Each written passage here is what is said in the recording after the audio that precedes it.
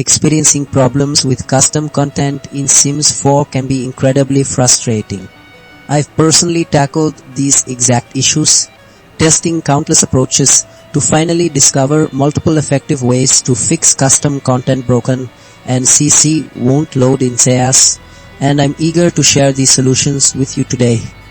First, sometimes your game simply needs permission to use custom content. The Sims 4 often turns off custom content and mods after big updates like a safety switch. Turning these options back on tells your game to look for and use your installed CC again, making it appear in your game. Next, clearing old game files called cache is very important.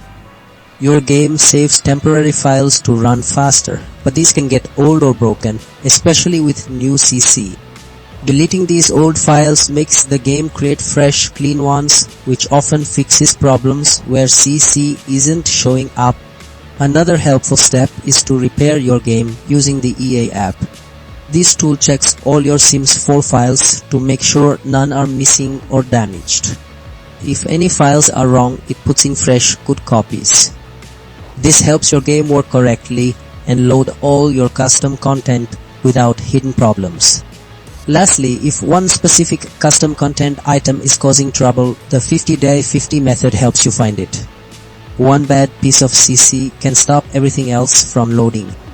By checking your CC in small groups, you can find the broken item, take it out, and get all your other good custom content working again